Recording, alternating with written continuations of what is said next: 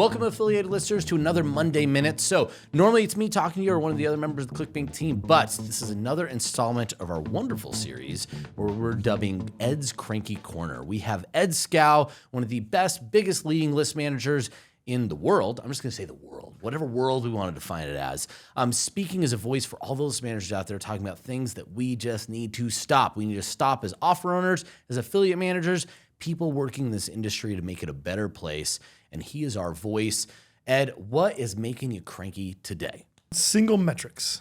Single metrics. So ones that haven't found like a mate yet, they're not married. Tell me a little bit more. Right. So when somebody sends an email like, hey, like I've got this new offer, or I've got an offer, it's doing better than it was, it's converting at 6%. Okay. Or if somebody says this, so-and-so sent this offer and it converted, did $2 EPC. Like those are single metrics and they don't tell the whole story. The 6% conversion rate, sure. Let's say send that offer and it makes $500. If that list averages $1,500, even though it converted at 6%, which sounds good to the vendor, that's a good metric to the vendor, 6% conversion rate. It's a very, like the end result for us who are trying to make money, that's a very bad metric. Like we don't care. And so, it could have been anybody who clicked on that creative, we're talking about email, anybody who clicked on that creative was already like pre-sold, hence the 6% conversion rate. But not enough people clicked. Like there was not enough people that were interested in whatever was in that email to then go ahead and buy. So sure, 6% conversion rate may look good to the vendor, to the affiliate manager, but if we don't make enough money to make either us on our list or any of the list owners who we manage their lists, if it doesn't make enough money, who cares? Same thing with EPC. Like you can brag about a $10 EPC, but it's the same thing as a conversion rate. If we don't get enough clicks to generate the revenue, and which would make the EPC so high, like there's not enough clicks, but they're pre-sold, but not enough people were pre-sold.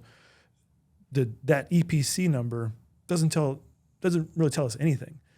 Ultimately, the end result is always going to be total revenue. So yes, EPC is a good metric. Conversion rate is a good metric, but not on their own.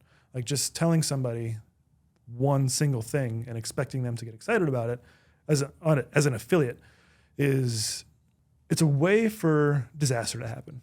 Basically, it's a way for us as affiliates to get cranky. And then we have segments. And then we have segments to talk about Ed's Cranky Corner. Yeah, it makes us cranky because we go into something with an expectation. Mm-hmm. Like if somebody sends us really good individual stats, like okay, I know you. You've done some good stuff in the past, or even if it hasn't done that well in the past, like I still know you, and you're telling me it did this conversion rate, or this EPC, or this AOV, but you're only telling me one single thing.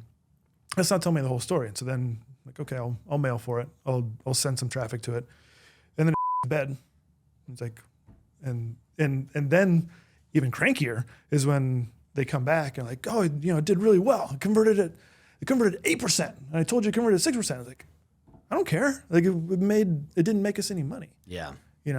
Because all you were focused on was the conversion rate, and that does not tell the whole story. Conversion rates don't pay the bills. Yeah. Hey, it's like you could say you had a successful party because the people that were there stayed there the whole time. They had so much fun. But if you invited 500 and only 3 showed up, that 3 might have had a great time. Right. But we were expecting quite a bit more. Right. So you're very right that it's, I think those metrics, conversion, EPC, CTR, all that stuff tells the story to the one number you talk about, total revenue. Yeah. So I even question on this Cranky Corner, because I think this is one that a lot of people don't know necessarily how to fight against, because they get excited about what they know and they could see, but oftentimes they don't know the other piece. So what do you recommend? Like, how would you want people to talk about that? So if I'm coming to you and I have an offer and I said, hey, Ed, here's my offer, here's the stats, what do you want that conversation to look like? What's going to make you never bring this up to a Cranky Corner again? All the data points are important, like everything. So send me every single thing. And even better, if somebody has already promoted it, like if somebody comes to me and says, hey, like so-and-so promoted this and it did above average for them, total revenue wise. that gets me more excited. And then seeing, the creative, how it clicked, AOV, conversion rate, EPC, all that stuff in one place, like all the data, so that I can decipher it, so that I can look into it and like analyze it. But even more so, like hearing somebody say like, oh yeah, we mailed for that and it did better than average, or it did, even if it did average. And then I can pull those stats and say, okay, well, maybe I can make it better by tweaking the subject line or tweaking the call to action or adding an image if there's not an image in the creative. So we're changing the image. We're changing the image. Yeah. So it just, all the data points are important to be able to just analyze and decipher what's really going on. Yeah. Yeah. No, I think that's because honestly, sometimes there's a lot of fear of transparency, right? So what happens if a metric doesn't look attractive? Maybe it's not excellent. And maybe you feel like, well, if I'm not excellent, then I'll be rejected. But I think we oftentimes forget that disappointment is not necessarily outcome oriented. It's expectation oriented. Yeah. So if you want to make your affiliates disappointed, give them single metrics that are overstated and wait for disappointment to occur. Because that's the inevitability, right? Versus transparency, which is you get to set your expectation because I'm giving you all the data. I'm not setting the expectation for you. Yeah. So then if they say no, or if you say no or yes, it's true, but you could say, hey, if you get X, Y, Z, I would promote it. Hey, if we could get this number to here, I'd be more than open to send. That changes and gives you a direction versus, I imagine when you get those disappointments, it's like, please don't talk to me anymore. Right? Right. So, and even more than that too, like because there can be a vendor or an affiliate manager, especially more so an affiliate manager than a vendor, who sees an EPC that might be low, like in their minds it might be low, and they might not want to share that. But if I look at the creative, and I see that the creative is a very clicky creative, I understand why that EPC is low. And so again, that's if the total revenue is fine, but the EPC is low because the email creative itself is highly clickable. Like, I really couldn't give a about the EPC. Yeah. I mean, so if I have all of those things to look at and decipher and analyze, I'm like, okay, you're telling me, even if you say like the EPC is 50 cents and the conversion rate is 0.5%, but this creative generates tens of thousands of clicks relative to what their normal one would be. Yeah. Like fine. I don't care. Yeah. Like I'm not going to get my panties in a bunch about a low EPC or a low conversion rate because I know that the creative was designed specifically to click. Yeah. Versus like a long creative that's almost like a sales letter in effect, where the conversion rate will be higher, the EPC will be higher, the clicks will be lower.